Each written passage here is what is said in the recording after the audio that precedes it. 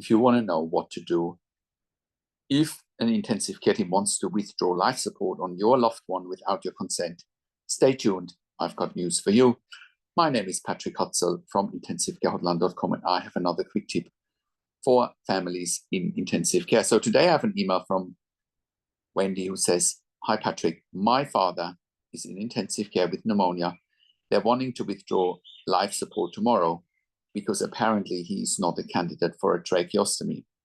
All his vitals are stable, but he's not alert enough to protect his own airway. I have sent you pictures of the ventilator settings. Can you help?" Of course we can help, Wendy, because we have turned many of these situations around, because intensive care is not a lawless environment. So what I mean by that is withdrawing life support without patient or family consent, that could be perceived as murder, right? Intensive care teams are notoriously good at pretending they can do whatever they want, which is absolutely not the case. They have to operate within guidelines, laws, policies, procedures. So having worked in hospitals for a long time, everything in a hospital happens with a policy. Nothing happens without a policy. Mopping the floor, washing a window, giving medications, everything has a policy, right? So withdrawing life support definitely has a policy, and that policy will say that it can't be done without patient or family consent. Now, what are your courses of action here? First of all, you need to get a second opinion. First of all, you need to get access to the medical records. You need to ask them for time. You need to ask for time to get a second opinion, get access to the medical records. If they're not giving you access to the medical records, you already know you've got a case, because you already know they have something to hide, right? So what we are doing in these situations is obviously referring back to hospital policies. We're asking for access to them. We're looking at the state laws, the national laws about withdrawal of life support. Once again, that can't be done without patient or family consent, because that could be perceived as murder, and that is simply a crime, right? So therefore, whilst you think you're running out of time, you absolutely need to put the pressure back on. You let either me or talk to the doctors and nurses directly. We've turned many of those situations around just by talking to them and reminding them, hey, we could take you to court. Because if you're not doing that, they think they can get away with it. And unfortunately, they do get away with this sort of behavior very often, because they need beds, they need staff, they need resources, they need equipment.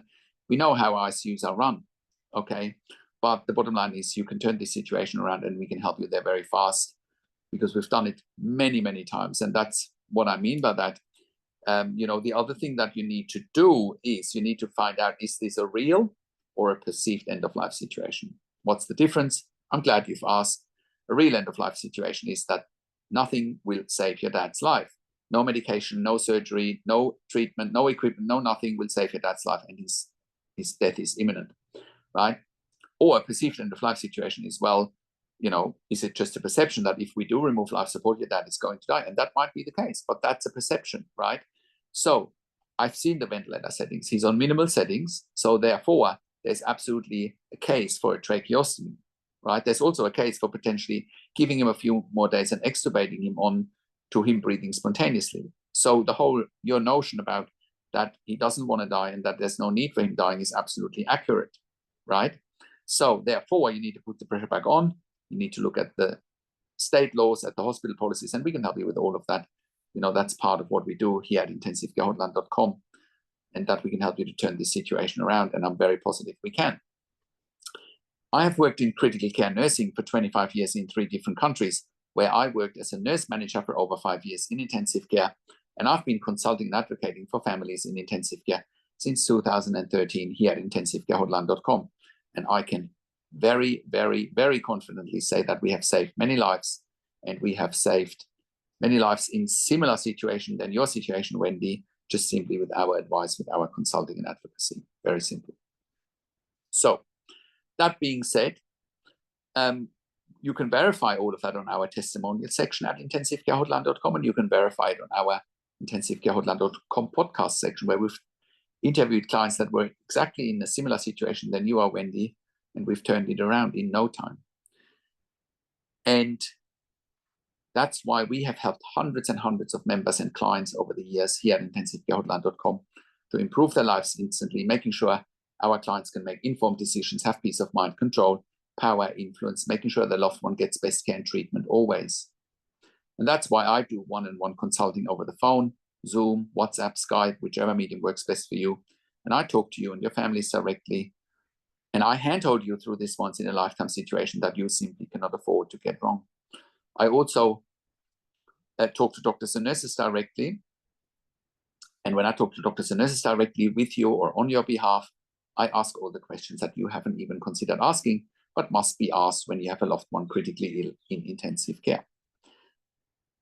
I also represent you in family meetings with intensive care teams, and I've been in family meetings where, I question intensive care teams, and I question successfully intensive care teams wanting to withdraw life support without family or patient consent. That is murder, right?